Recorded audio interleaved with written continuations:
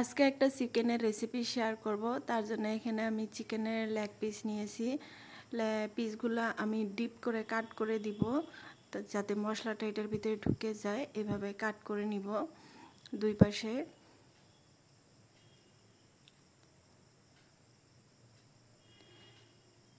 এরকম করে সবগুলা কাট করে নিব।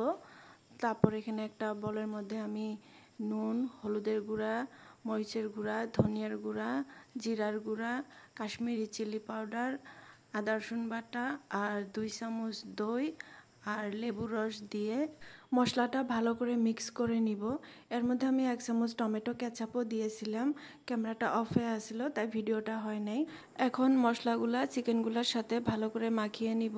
চিকেন কাটগুলার ভিতরে মশলাগুলা হাত দিয়ে ভালো করে লাগিয়ে দিব। তারপর মিনিমাম 1-1.5 ঘন্টার মতো আমি এটা ম্যারিনেশন করে রাখবো, কারণ ম্যারিনেশন যত টাইম হবে ততই চিকেনটা জুসি হবে আর টেস্টি হবে।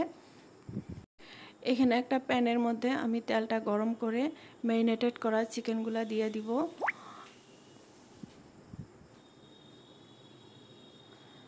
তলপাশটা একটু কুক হওয়ার পরে আমি চিকেনগুলা আস্তে আস্তে একটা করে উল্টিয়ে নিব।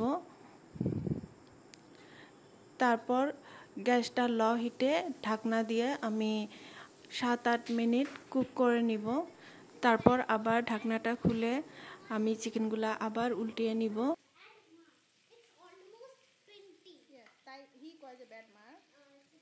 এখানে আমার একটু মশলা বেঁচে গেছিলো, তাই আমি এটা চিকেনের উপর দিয়ে দিব। এইভাবে দিয়া চিকেনগুলোর সাথে একটু ভালো করে মিক্স করে নিব। নিয়ে এটা আমি আবার লো হিটে ঢাকনা দিয়ে কুক হওয়ার জন্য রেখে দিব।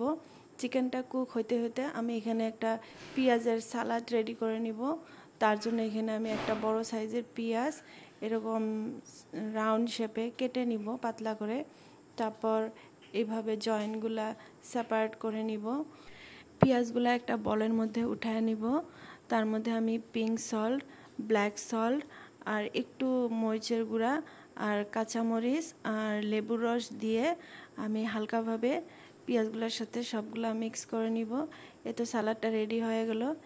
এখানে আমি চিকেনটার মধ্যে এখন গরম মশলা দিয়ে দিব একটু, তারপর একটু কাঁচামরিচ কুচি উপর দিয়ে দিব। ধনিয়া পাতা নাই আজকে আমার কাছে, নাহলে ধনিয়া পাতা দিয়ে একটু গার্নিশ করলে আরও দেখতে খুব সুন্দর লাগে। এই তো চিকেনটা রেডি হয়ে গেছে। বানাইতে একদম ইজি, খালি ম্যারিনেশনটা ভালো করে নিলে হলো। আপনাদের কাছে যদি রেসিপিটা ভালো লাগে তাহলে একটা লাইক করে দিবেন, আর এভাবে অবশ্যই একবার ট্রাই করে দেখবেন। যদি নতুন হন তাহলে চ্যানেলটাকে সাবস্ক্রাইব করে দিবেন আর ফ্যামিলি আর ফ্রেন্ডসের সাথে শেয়ার করতে পারেন। আজকের জন্য এই পর্যন্তই। নেক্সট আর একটা ভিডিও নিয়ে আসবো ইনশাআল্লাহ।